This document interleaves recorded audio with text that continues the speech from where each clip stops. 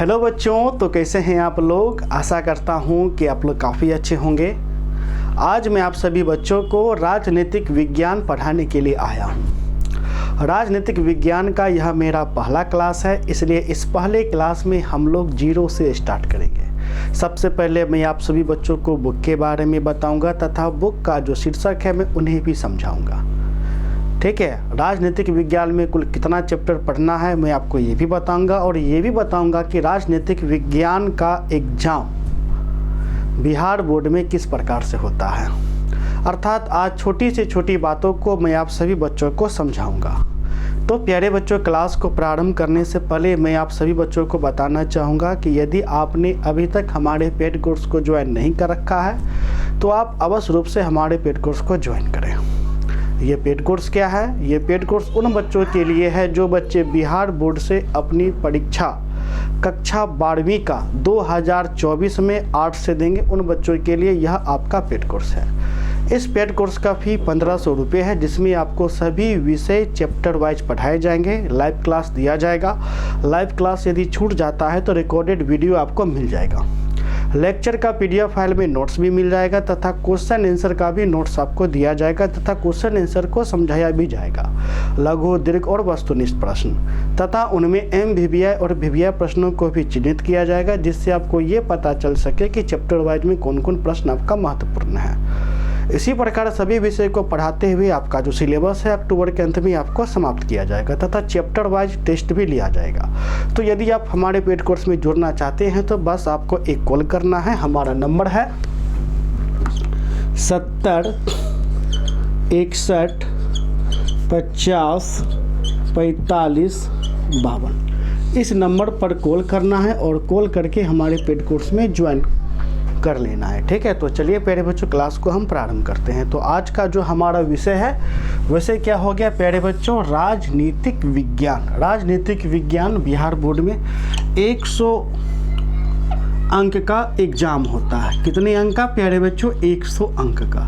क्यों? क्योंकि राजनीतिक विज्ञान में प्यारे बच्चों प्रैक्टिकल आपको नहीं होता है। ठीक है, अब हम सबसे पहले बात करेंगे बुक के बारे में। ठीक है प्यारे बच्चों, बुक तो राजनीतिक विज्ञान में आपका 2 बुक दिया गया। बुक की संख्या कितना है? 2 बुक है। NCERT के अकॉर्डिंग, NCERT के अकॉर्डिंग 2 बुक है।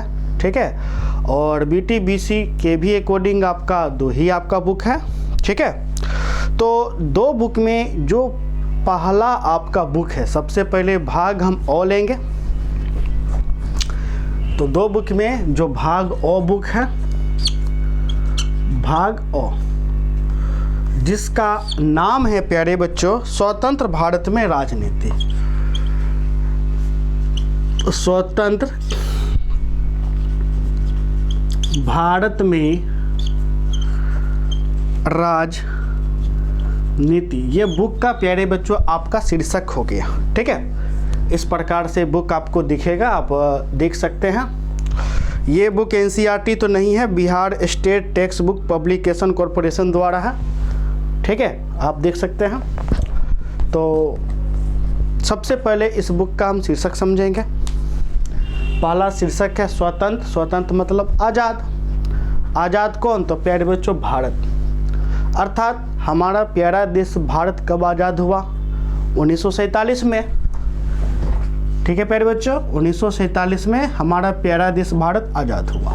तो 1947 के बाद जो भी भारत में राजनीति हुआ, ठीक है, 1947 के बाद से लेकर के आज तक जो भी महत्वपूर्ण राजनीति हुआ उन्हीं को आपको पहले किताब में पढ़ना है। तो हम क्या क्या पढ़ेंगे प्यारे बच्चों? जैसे हमारा प्यारा देश भारत आज़ाद हुआ यानी स्वतंत्र हो गया। स्वतंत्रता के बाद कौन सा चुनौती आया? एकता का। क्योंकि हमारा जो देश है, इस देश में अनेक धर्मों के लोग रहते हैं, जैसे हिंदू, मुस्लिम, सिख, ईसाई, बौद्ध, जैन, है कि नहीं। अनेक भाषाई लोग रहते हैं, अनेक जातियों के लोग रहते हैं, सभी का संस्कृति भिन्न भिन्न है। तो समस्या था कि किस प्रकार हम सभी लोगों को एकजुट कर पाए। तो इसी प्रकार जितने भी समस्या आया, भारत चीन युद्ध हो गया, आज़ादी के बाद ही हुआ तो 1962 में। भारत पाकिस्तान युद्ध हुआ पहली बार 1965 में, दूसरी बार 1971 में, है कि नहीं। इसके अलावा और क्या पढ़ेंगे, भारत ने किस प्रकार परमाणु बम बनाया, भारत में जन आंदोलन की शुरुआत कैसे हुई, आपातकाल कैसे लागू हुआ, चिपको आंदोलन, नर्मदा आंदोलन, है कि नहीं। तो इन सभी बातों को हम कहाँ पढ़ेंगे प्यारे बच्चों, राजनीतिक विज्ञान के पहले किताब में पढ़ेंगे। क्यों? क्योंकि ये सभी मैंने जो भी आपको बात बोला ये तो आज़ादी के बाद की बात है, ठीक है। इसलिए पहले किताब में हम लोग भारत में आज़ादी के बाद जो भी महत्वपूर्ण घटना घटित हुए उनका हम अध्ययन करेंगे, वो भी चैप्टर वाइज करके। इसलिए आपका पहले किताब में चैप्टर की संख्या 9 है, यानी अध्याय 1 से लेकर के अध्याय कितना है, अध्याय 1 से 9 तक है। अर्थात कुल अध्याय की संख्या कितना हो गया प्यारे बच्चों, तो आपको 9 अध्याय हो गया। पहला अध्याय है राष्ट्र निर्माण की चुनौती, यानी जैसे देश आज़ाद हुआ, आज़ाद होने के बाद जो एक नया राष्ट्र बनाया गया, अब राष्ट्र बनाने के लिए क्या किन किन चुनौती का सामना करना पड़ा वही हम पढ़ेंगे, जो कि आज़ादी के बाद की घटना है। एक दल के प्रभुत्व का दौर, आज़ादी के बाद किस प्रकार कांग्रेस ने राज किया, दूसरे अध्याय में ये पढ़ना है। नियोजित विकास की राजनीति, तीसरा अध्याय, यानी आज़ादी के बाद किस प्रकार हम अपने विकास के लिए नियोजन प्रणाली लाएं, जैसे पंचवर्षीय योजना, इनको हम पढ़ेंगे। भारत के विदेश संबंध, विदेश देश यानी दूसरे देशों के साथ भारत का कैसा संबंध रहा, ठीक है, चौथा अध्याय में पढ़ेंगे। तो इसी प्रकार से 9 अध्याय तक प्यारे बच्चों हम लोग पढ़ेंगे। तो आशा करता हूँ कि पहला किताब को समझने में किसी भी प्रकार को आपको कोई दिक्कत नहीं हुई हो। अब हम प्यारे बच्चों जो हम आएंगे दूसरे बुक पे। दूसरा जो बुक है वो आपको इस प्रकार से आप देख सकते हैं, इनका जो शीर्षक है समकालीन विश्व राजनीति, यानी भाग बो, ठीक है प्यारे बच्चों। सबसे पहले इसका शीर्षक हम लिखेंगे समकालीन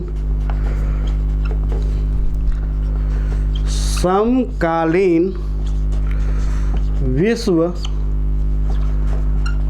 राजनीति, ठीक है प्यारे बच्चों। समकालीन विश्व राजनीति, विश्व का मतलब हो गया दुनिया। इस दुनिया में जो भी महत्वपूर्ण, ठीक है, महत्वपूर्ण घटना घटित हुआ राजनीति के आधार पर, उनको हम प्यारे बच्चों कहाँ पढ़ेंगे, उनको हम इस दूसरे अध्याय में पढ़ेंगे। जैसे दुनिया भर में देखिएगा अमेरिका और सोवियत संघ के बीच युद्ध हुआ और ये युद्ध होते होते रह गया, युद्ध हो नहीं पाया, जिसे अनेक विद्वानों ने शीत युद्ध का आपको संज्ञा दिया। तो दुनिया वालों ने कहा कि अब तो पक्का तीसरा विश्व युद्ध शुरू हो गया, लेकिन ये युद्ध होते होते रह गया, युद्ध नहीं हुआ। इसलिए हम लोग इस दूसरे बुक में पढ़ेंगे शीत युद्ध। क्या पढ़ेंगे प्यारे बच्चों, शीत युद्ध के बारे में पढ़ेंगे। और इस शीत युद्ध में भारत का क्या भूमिका रहा, क्या भारत अमेरिका के दल में गया, क्या भारत सोवियत संघ के दल में गया, या भारत न्यूट्रल रहा, इन्हीं सभी चीज़ों को हम दूसरे बुक में पढ़ेंगे। उसके बाद और क्या पढ़ेंगे, वैश्वीकरण के बारे में हम लोग पढ़ेंगे, भूमंडलीकरण के बारे में पढ़ेंगे, है कि नहीं, अंतर्राष्ट्रीय संगठन के बारे में पढ़ेंगे।